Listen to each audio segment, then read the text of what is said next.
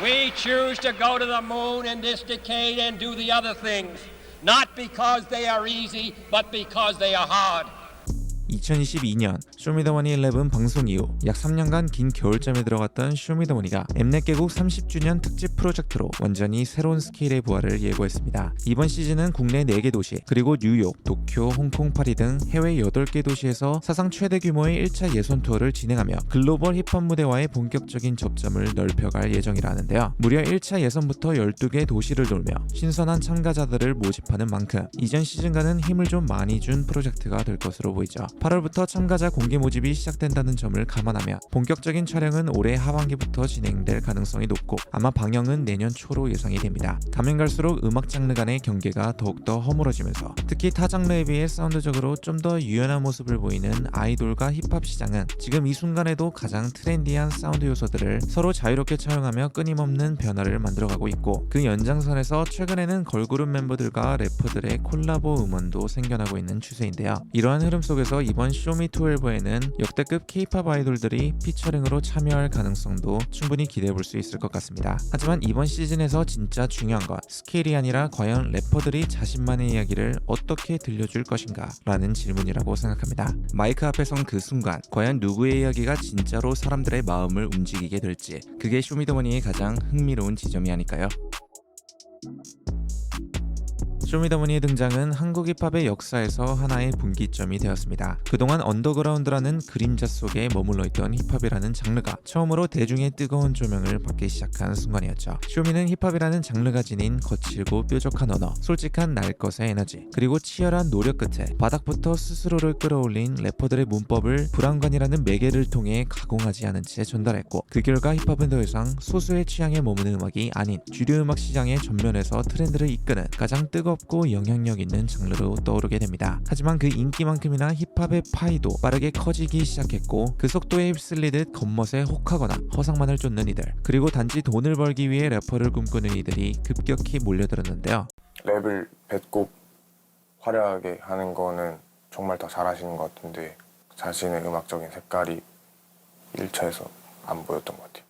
그렇게 진하고 거칠던 힙합의 농도는 서서히 옅어졌고, 이 장르를 처음 주목하게 만들었던 날카롭고 투박한 매력은 점점 모서리가 깎이면서 흐릿한 윤곽만 남게 되었죠. 시즌이 거듭될수록 신선한 캐릭터의 등장은 줄어들며 참여자들의 성굵은 서사 역시 고갈되기 시작했고, 반복되는 포맷과 예상 가능한 전개, 여기에 인맥 힙합이라는 비판까지 더해지면서 대중의 흥미는 점차 식어갈 수밖에 없었습니다. 그렇게 쇼미도 이제는 여기까지인가 보다 하는 분위기 속에서 긴 공백기를 맞이하게 되었죠. 쇼미의 해가 저물고 힙합은 기나긴 겨울을 맞이하게 되었고, 그동안 힙합이라는 문화를 가볍게 소비해왔던 이들, 그저 빠른 성공만을 쫓았던 이들은 자연스럽게 이 씬에서 사라져갔습니다. 그리고 그 빈자리를 채운 건 언제 기회가 올지도 모르는 막막한 불확실성 속에서도 스스로를 믿으며 음악을 이어온 사람들이었는데요. 그렇게 자리에 남은 건 추운 겨울을 묵묵히 버텨낸 이들이었죠. 주어진 씬의 틈바구니 안에서 자기 정체성과 음악에 대한 진정성이라는 단 하나의 불씨만으로 버틴 사람들, 결국 그런 이들만이 끝내 살아남을 수 있었습니다. 그래서 개인적으로 제가 이번 쇼미에서 가장 기대하는 모습은 그 누구보다도 자기만의 인생 드라마를 품고 있고 힙합에 대한 진정성이 뚜렷한 새로운 얼굴들이 등장해주는 건데요. 제작진 역시 국내외 12개 도시를 돌며 역대급 규모의 1차 예선 투어를 진행하는 등 보다 넓은 지원자 풀을 확보하기 위한 적극적인 시도를 보여주고 있어서 그나마 다행이고요. 이제는 랩을 잘하는 걸 넘어서 사람들의 마음을 움직일 수 있는 서사를 조명하는 그런 쇼미가 되어야 한다고 생각합니다. 랩이 아닌 이야기를 보는 시선으로 말이죠.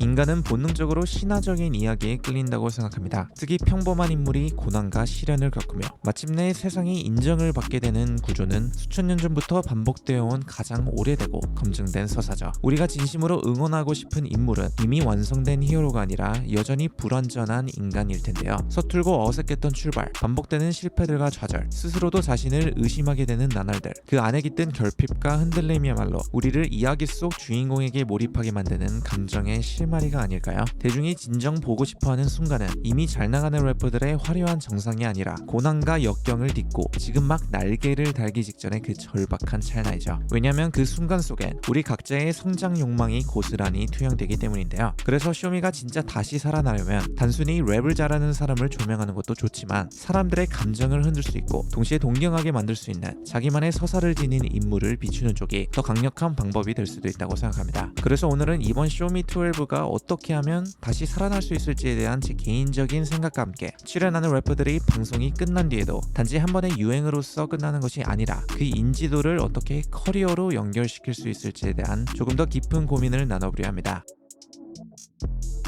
최근에도 수많은 연애 예능들이 쏟아지는 가운데 그 중에서도 모태솔로지만 연애는 하고 싶어가 유독 주목을 받은 건 이 첫사랑이라는 누구나 한 번쯤은 겪어봤을 서툴고 어설픈 감정을 그 어느 프로그램보다 진심으로 꺼내놓았기 때문이라고 보는데요. 어색하고 설레하고 말 한마디에도 긴장을 하던 참가자들의 감정은 보는 우리가 잊고 지냈던 가장 순수한 감정의 본질을 다시금 떠올리게 만들었습니다. 저는 이 지점이 지금의 쇼미가 고민해야 할 방향성과 닮아있다고 생각합니다. 모두가 인생을 살면서 한 번쯤 겪어봤던 바닥부터 올라가는 과정, 커리어 초반에 누구나 느끼는 계속되는 자기를 향한 의심, 그 속에서 버텨내며 조금씩 단단해지는 나만의 신념과 가치관, 그리고 언젠가는 인정을 받고 싶다는 간절한 열망까지 자극적이나 화려한 편집을 넘어서 사람들의 내면을 건드릴 수 있는 이야기, 그 순간들을 진정성 있게만 조명해낼 수 있다면 힙합이라는 장르를 넘어 한 사람의 인생과 성장을 보여주는 강력한 컨텐츠가 될 수 있다고 생각합니다. 물론 대중들이 반응하는 화려하고 나만의 색깔이 녹아든 랩과 멜로디 메이킹 스킬은 기본적으로 전제되어야 하겠지만 그보다 더 사람들의 마음을 움직이는 건 나도 저랬었지, 나도 저렇게 버텼고 달려왔었지 라는 그 기억 속의 감정을 다시금 꺼내게 만드는 아주 인간적인 서사와 찰나들이 아닐까 싶은 거죠. 그래서 이번 쇼미 시즌12는 누군가는 생존을 위해, 누군가는 자존심을 걸고 또 누군가는 진짜를 증명하기 위해 서로 다른 이유와 서사가 얽히고 부딪히는 가장 뜨겁고 치열한 무대가 되기를 내심 바라고 있습니다.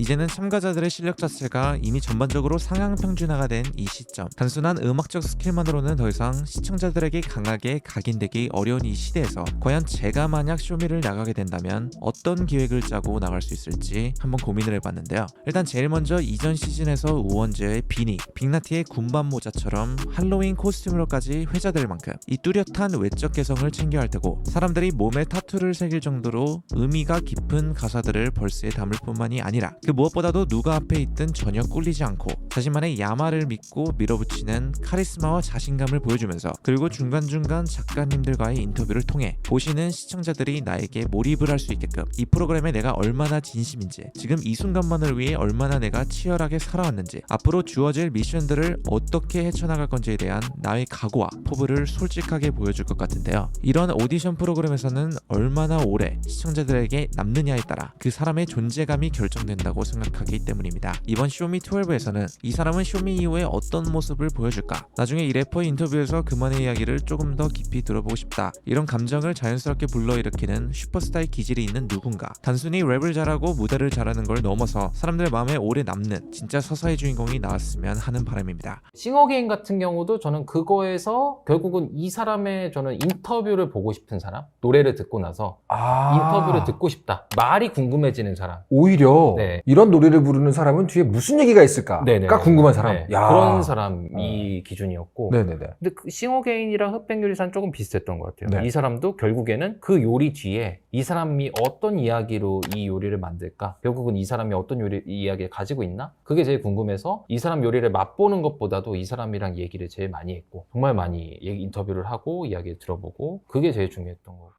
쇼미가 없었던 지난 3년간을 돌아보면 래퍼들이 방송의 그늘 아래 서는 것만으로 커리어의 수명을 이어가던 시대는 이미 지나갔고, 무엇보다 자신의 음악으로 스스로를 증명해야만 하는 보다 본질적인 질문의 시대로 접어들었습니다. 아이러니하게도 이 침체의 시간은 많은 아티스트들에게 자신의 정체성과 방향성을 다시 묻는 계기가 되었죠. 그 덕분일까요? 요즘 주목을 받는 신인 아티스트들의 음악이나 행보를 보면 단순히 유행을 흉내낸 결과물이 아니라 깊은 고민들이 묻어나는 작업들이 많았는데요. 많은 힙합 팬들은 팬들은 오히려 쇼미가 사라졌던 그 암흑기 덕분에 그 누구의 도움도 없이 자체적으로 빛을 낼 수 있는 신인들이 등장할 수 있었다고 말하고들 계시죠. 우리는 수많은 래퍼들이 쇼미를 통해 이름을 알린 뒤에도 그 이후의 커리어나 방향성을 제대로 보여주지 못한 채 서서히 잊혀지게 되는 모습을 수없이 지켜봤습니다. 물론 쇼미는 출연자들에게 강력한 스포트라이트를 안겨주는 플랫폼이지만 그 화려한 빛만큼이나 아티스트를 소비하는 속도 또한 너무나도 빠르다는 한계를 지니고 있는데요. 불과 3개월 남짓한 방송 기간 동안 잡혀버린 그 이미지 하나로 대중은 그 아티스트의 전부를 쉽게 정해버리곤 하죠. 죽음 충동과 불안을 고백하며 독보적인 분위기로 대중의 시선을 사로잡은 다크 히어로 우원재. 초반에 혹평에도 굴하지 않고 무대마다 폭풍 같은 성장을 보여주며 결국 세미파이널까지 오른 성장의 아이콘 미라니. 두 사람 모두 쇼미를 통해 강렬한 인상을 남겼지만 그 이미지가 만들어진 방식은 분명 달랐습니다. 우원재는 방송에 나오기 전부터 이미 자기만의 세계관과 음악적 색깔을 가진 인물처럼 보였고 카메라 앞에서도 그 정체성이 흔들림 없이 드러났죠. 반면 미라니는 쇼미라는 무대를 통해 서서히 그 캐릭터가 만들어지면서 방송 이후에는 그 이미지에서 벗어나기 위해 스스로를 증명해야만 했습니다. 우원재는 자신이 만든 세계를 방송 이후에도 확장해 나갔지만 미라니는 방송이 만든 세계를 스스로 부수고 나와야만 했던 거죠. 이렇게 쇼미더머니로 사랑을 받고 정말 늘 갖고 있던 고민 중에 사실 하나였던 것 같아요. 어떻게 이거를 내가 가져가야 하나. 음악적인 시도도 너무 무서운 거예요. 내가 이거를 바꾸면 나를 사랑해준 사람들에 대한 뭔가 배신을 하는 것 같고. 이처럼 쇼미에서 정말 중요한 건 우승이 아니라 그 이후의 행보입니다. 짧은 시간 안에 얻어진 인지도는 오히려 다음 커리어의 발목을 잡을 수도 있기 때문이죠. 그래서 쇼미는 커리어의 마지막이 아니라 커리어를 비로소 시작할 수 있는 첫 번째 페이지가 되어야 한다고 생각합니다. 프로그램이 막 끝난 직후 아직 사람들의 관심과 감정이 살아있는 그 시점에 자신만의 정체성과 음악적 방향성을 앨범이나 EP 같은 형태로 또렷하게 보여줄 수 있어야만 쇼미더머니 한 시즌에서 소비된 방송 참가자가 아니라 이 힙합씬에서 오래 살아남을 수 있는 창작자로서 자리매김할 수 있으니까요. 하지만 현실에서는 래퍼들이 그 찬스를 제대로 활용하지 못한 채 조용히 사라지는 경우들이 너무나도 많죠. 커리어를 제대로 시작해보기도 전에 쇼미에서 커리어 하이곡이 먼저 터져버리면 실력은 아직 검증되지 않았는데 주목은 이미 지나치게 쏟아졌고 본인은 자신이 뭐가 된 줄 알고 어디까지가 진짜 실력이고 어디까지가 프로그램 덕분인지 스스로도 헷갈리기 시작할 겁니다. 그러다 이 정도 주목이면 이제 앨범 하나는 정말 잘 뽑아야 하는 거 아니냐는 부담만 잔뜩 짊어진 채 계속해서 완성도 핑계로 작업만 미루다가 결국 가장 중요한 타이밍을 허무하게 놓쳐버리는 경우가 허다하죠.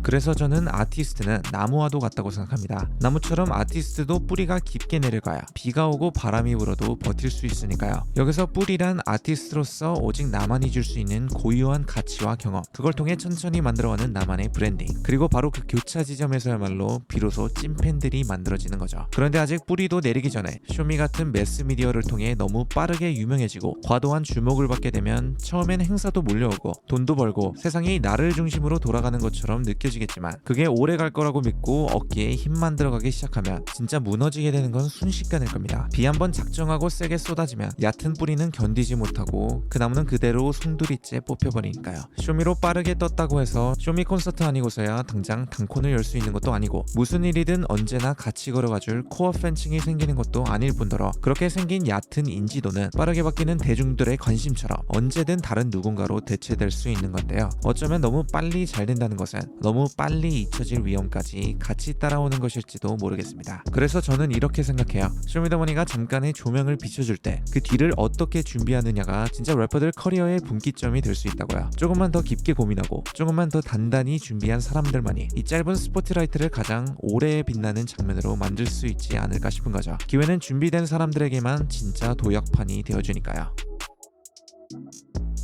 그래서 개인적으로는 이번 쇼미12가 진짜 의미 있는 시즌으로 남기를 바라고 있습니다. 자극적인 장면들로 소비되는 인스턴트 예능이 아니라 진심으로 무대에 인생을 걸고 나온 사람들이 포기하지 않고 끝까지 걸어가는 그 여정을 온전히 담아줬으면 하는 거죠. 그래야만 쇼미도 다시 리얼리티라는 본질로 돌아갈 수 있을 거고요. 결국 힙합이라는 건 누가 더 화려하게 보이느냐보다 누가 더 오래 버티고 끝까지 자기 이야기를 밀어붙이느냐의 싸움이니까요. 우리는 그들이 넘어지고 흔들리면서도 끝내 자기만의 방식으로 일어서는 모습을 보며 결국 우리 우리들의 삶을 돌아보게 될 것이라고 보는데요. 무대 위에선 아티스트가 보여주는 모습들이 단지 힙합의 멋에 머무르지 않고 대한민국 청년들에게 살아가는 태도에 대한 작은 힌트가 되었으면 합니다. 그리고 그 과정을 통해 힙합이란 장르도 다시금 분노나 허세 이미지가 아니라 누군가의 진심을 담는 그릇으로 인식되기를 바라고 있고요. 그럴 때 비로소 쇼미더머니는 단순한 힙합 소비 예능이 아니라 의미 있는 문화 컨텐츠로 거듭날 수 있을 것이라고 생각합니다. 무엇보다도 더는 래퍼들이 방송이 나를 소모한다는 반감 속에 서지 않도록 이 프로그램이 그들의 음악과 서사를 존중하며 진짜 성장을 위한 무대가 되어주기를 바랍니다. 그래야 누군가는 진짜로 영웅이 되고 누군가는 그 영웅을 보고 살아갈 용기를 얻게 될 테니까요.